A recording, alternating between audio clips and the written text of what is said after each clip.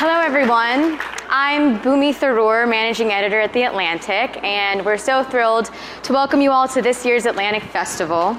After 2 years of exclusively virtual programming, we're thrilled to bring the Atlantic Festival to life for an in-person audience here at our new home in the historic Wharf. At this session, staff writers Anne Applebaum, George Packer, and Franklin Foer will come together for an in-depth reflection on Ukraine's defiant stand against Russia's invasion. With new on-the-ground reporting, these established voices will share and discuss their findings examining the perils of war, authoritarian threats to democracy, and the politics of the region.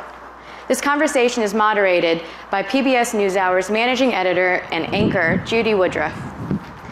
Please silence your phones, but don't put them away. When posting on social, you can use the hashtag TAF22. We want you to be part of the conversation online. Now, let's get started. Please welcome Judy Woodruff, Anne Applebaum, Franklin Foer, and George Packer.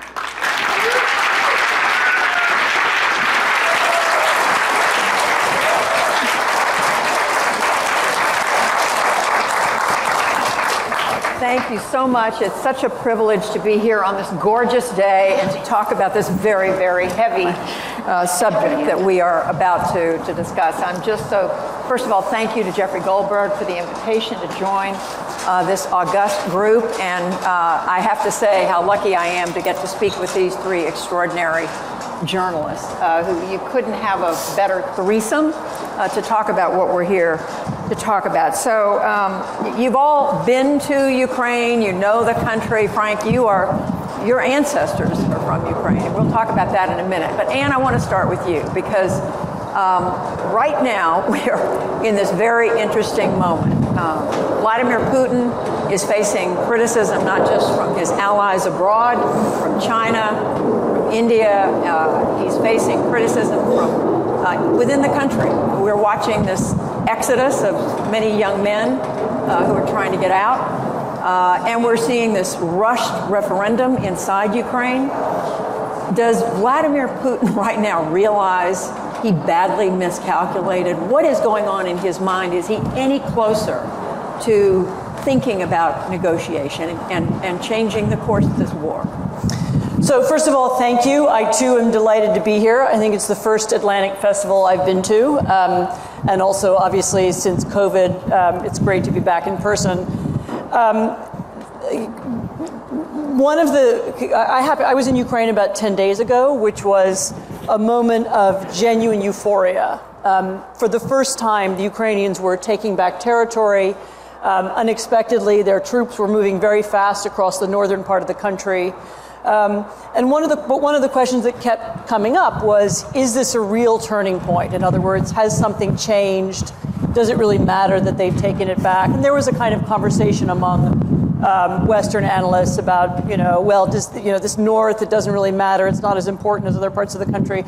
I think what we've seen in the last 48 hours is that it's become clear that this is a turning point in the sense that Putin, I think, suddenly saw that he could lose the war. I don't know that he believes yet that he will lose the war, but for the first time he understood that he could. Remember where he began. So he began by thinking that the war would be over in 3 days, that Ukraine was not a real country, that its government was very weak, that Zelensky was a clown, that they had so infiltrated and penetrated the Ukrainian political establishment that people would just give up. Then they were surprised by the initial pushback. Then they were surprised by the fact that the Ukrainians fought back. Now, I think finally they're at the point of understanding that the Ukrainians have real weapons. They know how to use them. They're far more motivated, and they will really fight. What we're seeing now is a kind of desperate attempt to change the course of the war. This mass mobilization, and by the way, it was described by Putin as a partial mobilization, but we can already see there have been photographs just last night and this morning from towns all over, particularly the far east of Russia and from some of the ethnic minority parts of Russia, where we see hundreds of people being called up. So what he's going to try and do is kind of throw people untrained, unprepared, maybe unmotivated at the war in order to try and win it. So he's at the point where he's understood that under current tactics, he can't win. He's not yet ready to negotiate, and he's not yet ready to admit that he's lost. But the nature of the war from now on is going to be quite different. And we should point out that Russian troops, for all the setbacks they've experienced in the last few weeks, they are deeply entrenched still in parts of eastern Ukraine. The places where they're holding these referenda. Yes, the difficulty that they have is they have some good troops in some areas, but they have a very big amount of territory to defend. And many of the troops who they've left, and this was particularly true in this northern area, are people who, unlike the Ukrainians, are not fighting for existential reasons. They're not fighting for their homes. They're there for their salaries, and they don't want to die for a war that they don't believe in. And so the really important point about the Ukrainian offensive was not just that the Ukrainians, were clever and they went fast over the territory. The really important point was that Russian soldiers actually ran away. Right. And they ran away in large numbers, and they left large amounts of equipment behind them. Some of them were changing into civilian clothes and going over the border. And what it revealed was this stark difference between the motivations of Ukrainian and Russian soldiers. The Russians, to be clear, they still have far more equipment. They have far more ammunition. They have more, much larger country. So they have a number of inbuilt advantages. But the Ukrainian advantage, which is psychological and moral, is beginning to show.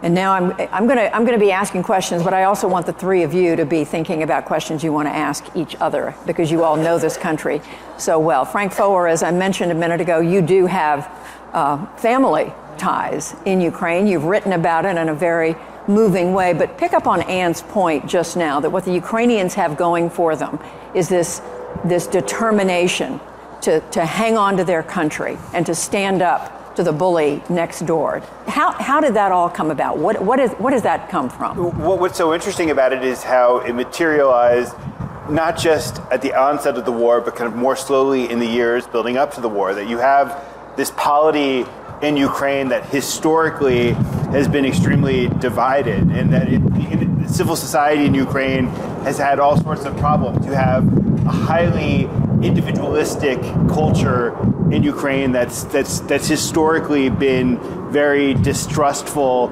of the state. You have these divisions between eastern and western Ukraine, and those are the fissures that Vladimir Putin thought that he could exploit and gave him a foothold in Ukrainian politics and control over Ukrainian politics for so many years leading up to the revolution in 2014. But then with the revolution in 2014, you start to see the emergence of a new Ukrainian identity that that yearns to join the European Union, that is so much more cosmopolitan, not totally cosmopolitan, but marries kind of the historic strains of Ukrainian nationalism to something that could coexist within a European framework. And then you have the emergence of Volodymyr Zelensky as a politician. And when he was elected in 2019, he came on the scene in a way promising to heal a lot of the divisions in the country and to end the war with Russia. And I think that one of the things, George writes about this in his piece, the kind of inspiring response of Ukrainians. I think that Zelensky came in and he was an anti-politician who didn't let people who had been elected to public office join his political party, which you would think would be the recipe for disaster, having a lot of inexperienced people. But one of the things that it did was it created this system where you have people who were not part of bureaucracy, who didn't have any sort of communist experience. Generationally, there's an important shift.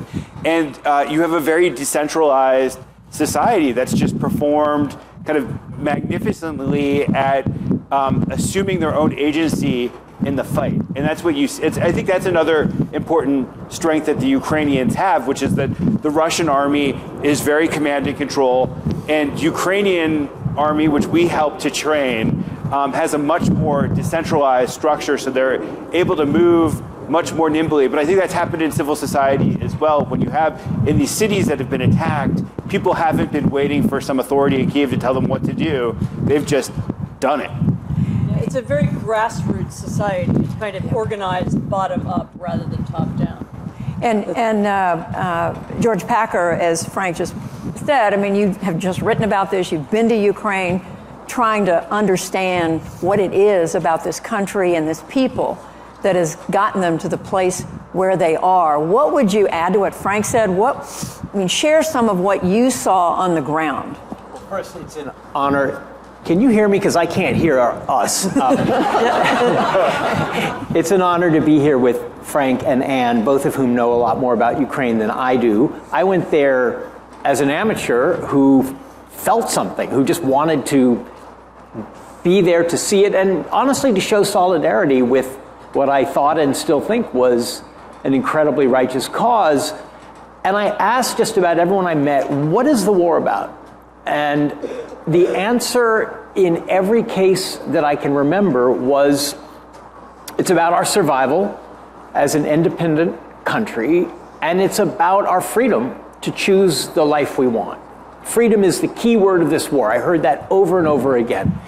And those two things, national survival, freedom, which is maybe another word for democracy,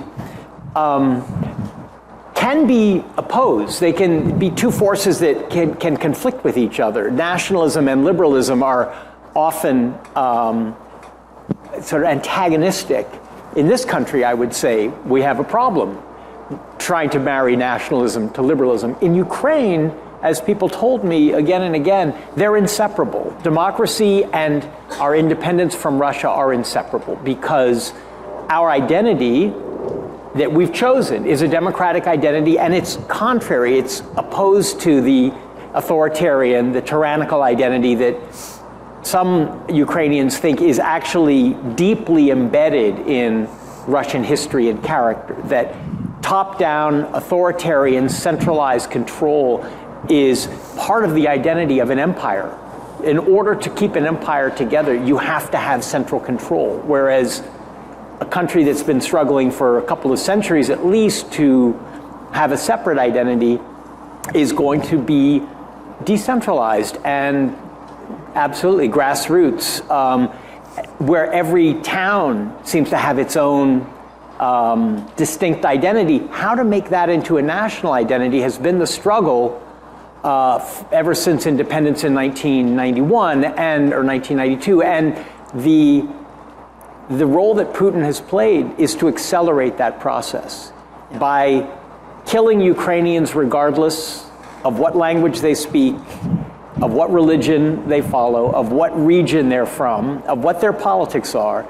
He has taken what was already happening, as Frank said, since Maidan, since 2014, and has incredibly advanced the creation of a national identity in Ukraine, which is not based on ethnicity. It's based on a civic identity that is inseparable from democracy. So that's sort of an abstract way of saying they're fighting for their lives, but they see their lives as being defined by freedom. And in a way, Putin chose exactly the wrong country to attack. So there's animus, just a quick follow, there's animus toward Putin. What is their view of the people you talked to? What was their view of the West, of the United States, of Europe? Well, first of all, Judy, it's not just toward Putin. It is toward Russians. There is an absolutely white-hot rage at Russia, not just at Putin. And if you say this is Putin's war, you will be corrected. No, this is Russia's war. Where is the mass protest? We're seeing some of it right now with the call-up, but that seems maybe a little too self-serving to satisfy the Ukrainians' demand to know where is the resistance to this war when they hear ordinary Russians in intercepts on cell phones talking to their husbands or their sons at the front and saying, "Can you get me a dishwasher? Can you get me some boots?" It feeds this rage, which really is against an entire people. That I heard the phrase Putin's slaves more than once as a descriptor, and I think that is going to be a fact for a long, long time. The West, there's a weird mix that I found of almost respecting us too much. Like, we want to be more like you. We want to have a Western identity. We want to join Europe. We want your kind of institutions, your democratic rights and structures, as if Europe and America are just simply and by nature and without complication democratic. But at the same time, this is not a kind of, I was not overwhelmed with gratitude, let's say. It's not I did not run into people who were just eternally thankful for the West's support. In fact, I heard much more often, it's not enough. We're thankful, but it's not enough. It's not fast enough. You seem to be waiting for some moment when you can be sure there won't be escalation. Why are you doing that when we need it now in order to prevent escalation? I found Ukrainians to be pretty tough and to be quite capable of telling us Americans, maybe in the abstract we really respect your political system more than they should, but in the immediate personal encounters, they're proud and confident, and certainly not prepared to fall at their feet in thanks to whatever we're doing for them. Just one wrinkle in that, which is that I found that there was a sense that they were doing our bidding. They were carrying the burden of the Western world's fight for democracy on their shoulders, and therefore we should be doing more, not just out of obligation to Ukraine, but because they'd accepted the fundamental narrative that Joe Biden has about what this struggle is. Yeah. And they so often, they can hardly talk about the war without saying our fight and the fight of the West against Russia. And so we're trying to understand the thinking among Ukrainians. What about inside Russia? How do you read what is going on right now? The cars lined up at the border, people trying to get on flights, mothers, wives. What's going on? So first of all, it's important to understand that inside Russia, there is no such thing as public opinion. And so, and I mean that in a real sense. So when a pollster calls up somebody and says, you know, what do you think of Vladimir Putin? You know, they're just as likely to say, I love him, you know, please hang up the phone and don't bother me, as anything else. There's no such thing as a kind of open discussion. There's no open debate about politics or policy. One of the things that worries me about what George was just saying, there is this fantastic Ukrainian resentment now of Russia. And of course, while I understand that, I think it underestimates the degree to which you know, people are, it's not so much that they're in opposition to the war because they feel they can't be in opposition to the war, but also it underestimates the degree to which things could change very quickly. I mean, the main attitude to what Russian propaganda does nowadays, if once upon a time in the Stalinist era, you know, propaganda was designed to create public enthusiasm and mass rallies and, you know, excitement about the communist cause and the future of socialism and so on. Russian propaganda for the last 2 decades has tried to persuade people to be apathetic, to persuade them that not only is nobody telling the truth, but the truth can't ever be known. You know, when something happens, for example, when the Malaysian airline crashed over Ukraine in 2014, they were offered not one explanation, but 70 different explanations. The impression is things are mysterious, we can't know anything, nothing is ever true, and we're never sure what it is. And also the public sphere is very complex, and we can't be part of it. So it's exactly the opposite of Ukraine in that sense. There's no civic activism, there's no engagement, there's no sense that we can be part of a national conversation. And as I say, that's why polling is kind of useless and pointless. What you are seeing now is, for the first time, the war beginning to affect people in a broader way. So up until now, the regime has been very good at telling people, well, there is this special military operation that's happening over in Ukraine. You know, you don't have to worry too much about it. There's a certain amount of, you know, talking heads bloviating about it on television, but it's not going to affect your daily life at all. And again, they're not even using the word war. They're using the word special military operation. Now, suddenly, there will be a real impact that people will feel, as I said, especially in the poorer and ethnic minority regions of Russia.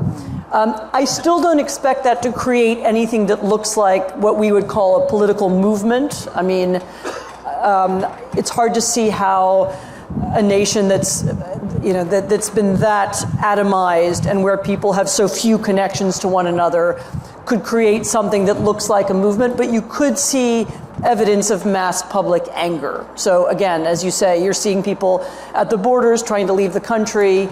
You're seeing some spontaneous outbreaks. There have been video clips in the last 2 days of people shouting at military recruiters. There was a military recruitment office burned down somewhere.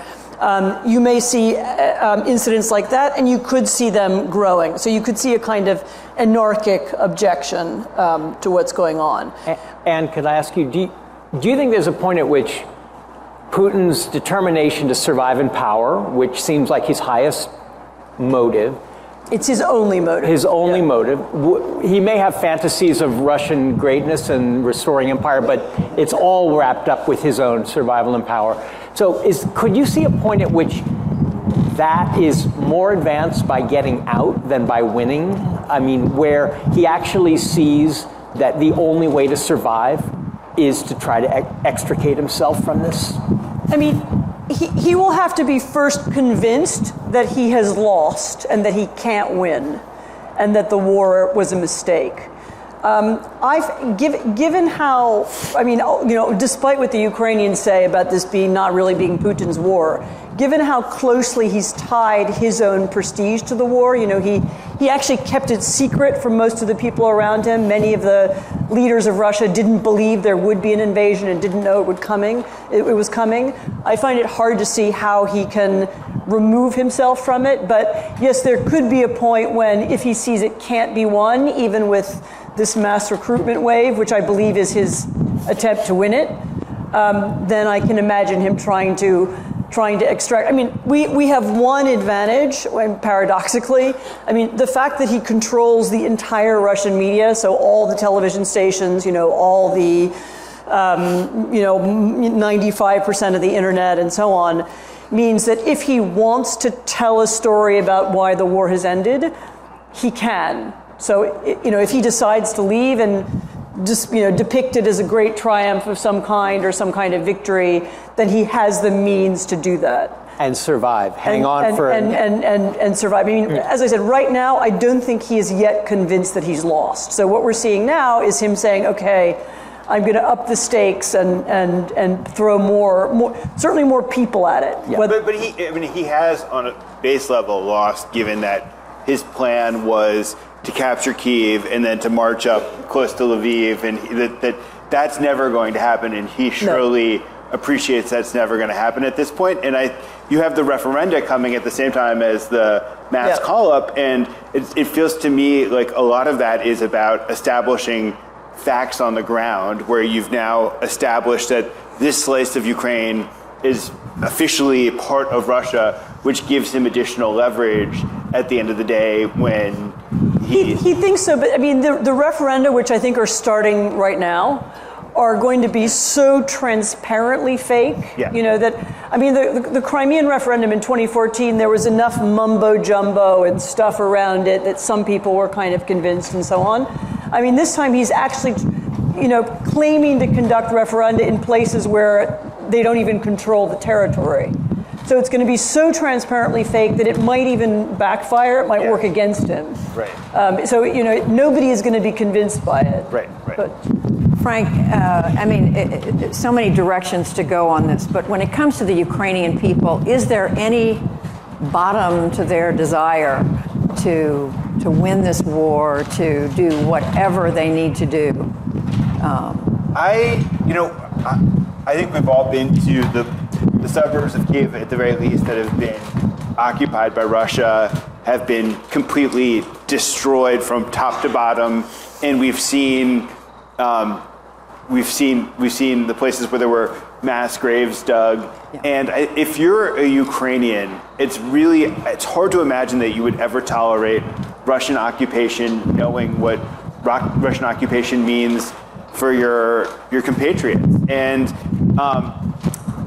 the genocidal aspect of this war, which is something that I think we in the West are a little bit uncomfortable talking about because it triggers various things within our psyche and within international law and the like, is real. That the attempt in Crimea, we saw the evidence of this starting in 2014. Yeah. In Crimea, in the Donbass, there was Russification happened. There were population swaps that were happening. There were kidnappings. There was systematic torture. There was the systematic destruction of Ukrainian language and culture. And that's what's happening on a mass scale using techniques that the Russians have tried and tested for years now. Since I wrote a book about the Russian occupation of Eastern Europe after the Second World War, and I have to say, watching some of what they're doing now, I mean, it's this incredible sense of deja vu. I mean, almost exactly the same tactics, almost the same language,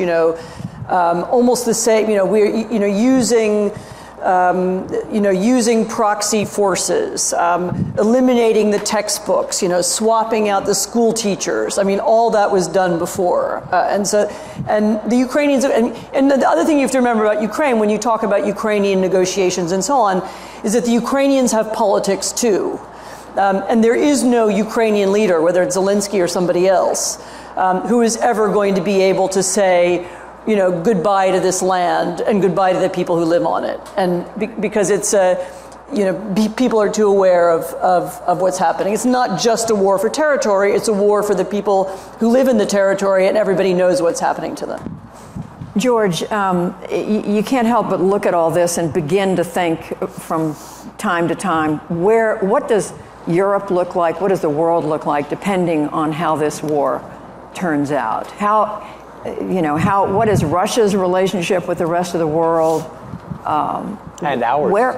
And the United States. I mean, where is NATO? I mean, NATO's been strengthened. It certainly looks like in the short run. Do you see that holding? I mean, what are some of the things you're thinking about as you think about the future? I mean, I think the simple version is, here come the Russians.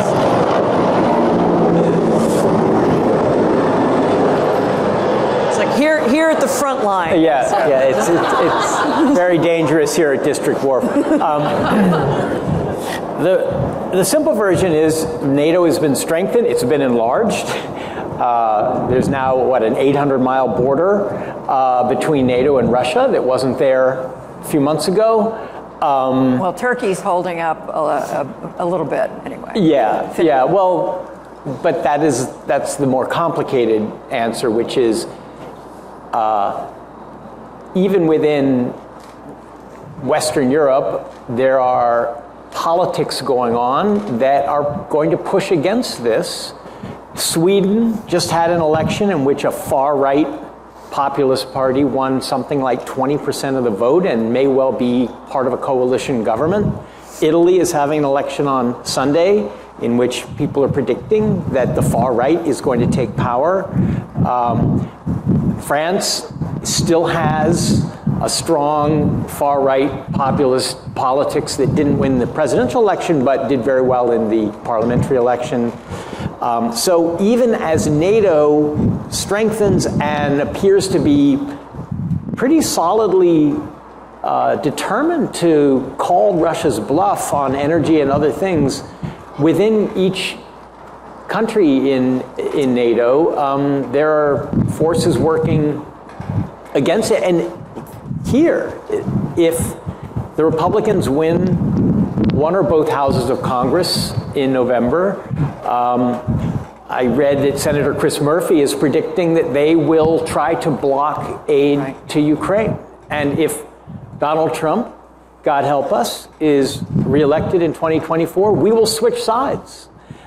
We'll be an ally of Russia in Trump's kind of clumsy, hapless way. And so it looks right now as if the democratic countries of the West have suddenly rediscovered their values, their purpose, but it's definitely more complicated. And around the world, the most striking thing is how many countries don't want to be pulled into the Ukrainian camp. How the major democracies outside the West, India, Brazil, Indonesia, South Africa, are either trying to maintain neutrality or are actually appear to be willing to help Russia simply by buying oil and gas or other things, or arms. So it's a messy world, and it's in one way we truly are coming into a new Cold War in which democracy and autocracy are the defining camps. In another way, it's far more decentralized, messy, hard to understand as a binary than it was in the original Cold War. And this country, just a few months before Putin invaded Ukraine, had pretty much decided we're done with foreign entanglements. The fall of Kabul appeared to be the end of a 20-year period of interventionism. And within a few months, we are the main supplier, the main supporter of one side of a war, which appears to be a better formula than getting involved in civil wars in inhospitable places, which was what those 2 decades were like. So how does our foreign policy change as a result of this war? It's not clear to me. Does the public right now supports arming Ukraine by about 2/3, as far as I can remember from the latest polls, and it's Democrats and Republicans, more Democratic than Republican. Yeah. But it's the only issue that has bipartisan support in the ones that pollsters ask about. How long will that last, especially if MAGA Republicans come back into power? Frank, how do you read it? I mean, how long does it last? When I would talk to Ukrainians, and they would register some of the complaints that George was describing earlier, I'd say, you don't understand. Every American is paying more at the gas tank. There's actually a high degree of sacrifice that the American public, the European publics have made on behalf of this war. And it's kind of an incredible fact about a reminder of kind of what we are capable of as a society to be able to do something that is fundamentally, I mean, we have our interests, but it is also an act of solidarity and selflessness at the same time. And I think that the president has pretty much understood from the start that that's not an entirely sustainable proposition, that there comes a moment when publics will start to get exhausted. Maybe not throw up their hands exhausted, but everything becomes harder. What the administration has pulled off in terms of this Lend-Lease program that we've established with the Ukrainians, and it's an incredible logistical story how we've emptied our armaments and shipped these weapons to depot stations in Poland. They get loaded onto trucks and trains and shipped to the front. It's incredible, but there are hard limits on this. I mean, the manufacture of HIMARS is something that takes months and months and months. And we haven't exactly been in the business of mass producing HIMARS and rockets in the United States. And so everything at a certain point is going to start to get harder. It raised an interesting question about what would happen if China decided to do something about Taiwan in the near term, and what would that, what kind of dilemma would that pose for American military, the Pentagon? I was just going to say on exactly that point. I agree with all of those caveats. I mean, in every single European country, there is this argument and so on. I would say also, though, that the degree to which Europe has stuck together the degree to which Germany in particular, which has had a special relationship with Russia for many decades, which was totally dependent on Russian gas, or heavily dependent on Russian gas and energy, the degree to which there is an understanding of what's at stake, and to which so many politicians have risen to the occasion, is rather remarkable, and I did not predict it before the war began. Just actually yesterday, I noticed Ursula von der Leyen, who's the president of the European Commission, so she has a kind of role as an effective, one of the leading voices in Europe, published a statement where she said, we're ready to go, the gas storage tanks are full, we're going to make it through the winter. There's also a kind of understanding of, first of all, how dependent we had become on Russia, how much Russia is now present in our own politics and manipulating our politics, and how the need to fight back in Ukraine is also about pushing back against anti-democratic forces in our own societies. Right. I wouldn't say it's a universal understanding, but I think a lot of people do get that, and that's one of the things that's keeping Europeans and some Americans also in the war. So I wouldn't underestimate the degree to which people understand why it's important, at least for right now. So right now, Ukraine, to what extent is Ukraine depending on this support that it's getting from the United States? Oh, 100% depending. Okay. Ukraine has already essentially run out of its own ammunition. It will run out of its own weapons. It is very heavily dependent on the support it gets from outside. So let me just finally ask the three of you, we've got about 5 minutes left, to sort of sum up where we go from here. Anne, you've spoken about that Putin still is not at a place you don't believe where he thinks he's miscalculated. He thinks he can still pull this off despite the criticism. So what are we waiting to see what happens on the battlefield? What are the next steps that we look for to see where this war is headed? So I think right now, this is still a war that has to be won on the ground. And when Putin understands that he can't win and will not be able to win, that's when it ends. So he is not yet at that stage yet, and the faster we can get to that, I understand all of the administration's qualms about weapons and wanting to be restrained about what we give and so on, but literally the faster we win, the faster it ends. And I hope that happens in the next few months. But it may not happen, Frank and George. And we're competing with something over there. We're competing with atomic water tax. To Ukraine, they need water tax. Across the Dnieper River. I think that what does the mobilization represent? It means that Putin, even if he doesn't believe in his heart that he could execute his original war plan, is still committed to victory at the possible expense of his own survival. That he's at least willing to test the limits of Russian public, to go with him further and further. And when I'd ask Ukrainians and people around Zelensky, how does this end? There wasn't really a plausible answer.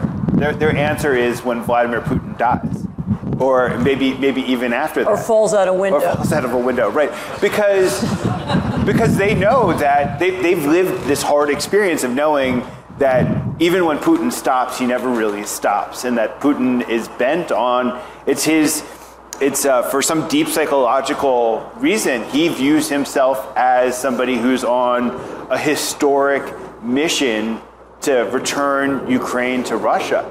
And,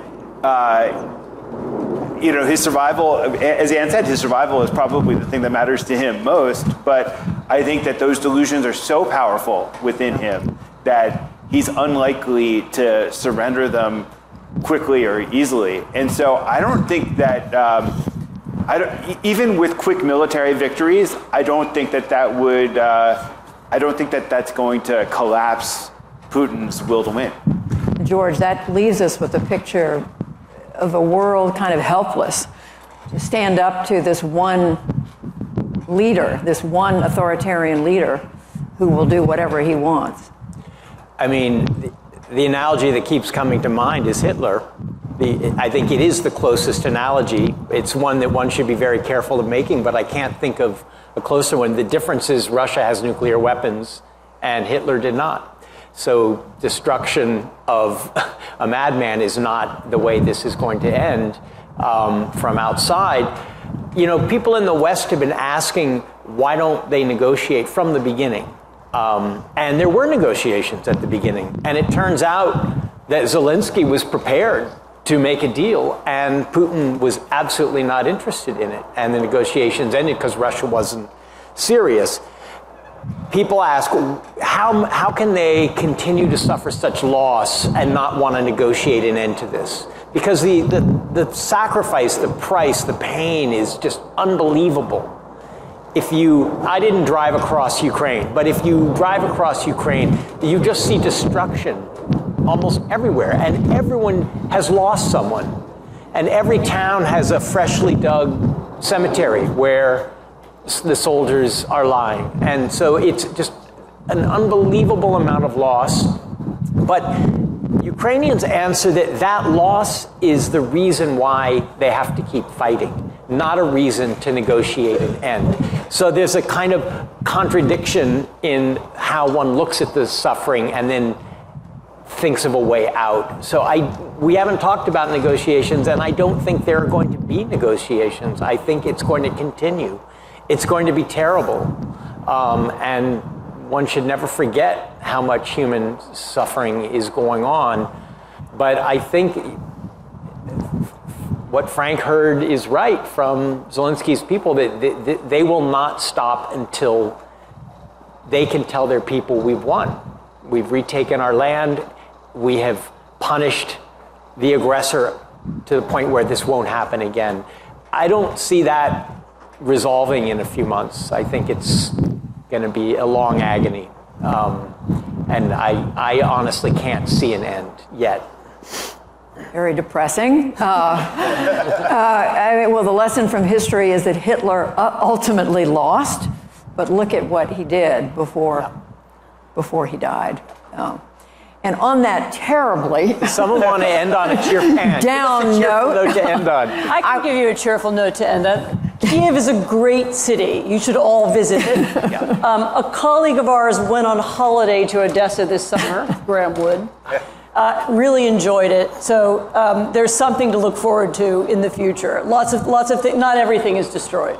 Maybe there'll be an Atlantic Festival in Kiev. So I should say another thing about Kiev that's interesting, and this is related to what you were saying a second ago. Partly because so many of the older people have left the city and so many young children have left the city, you walk through and it feels like a city run by people in their 20s and 30s. It has an enormous amount of energy and enthusiasm despite the war. So imagine that. Leave it to Anne to lift our spirits. Anne Applebaum, Frank Foer, George Packer, thank you three so much.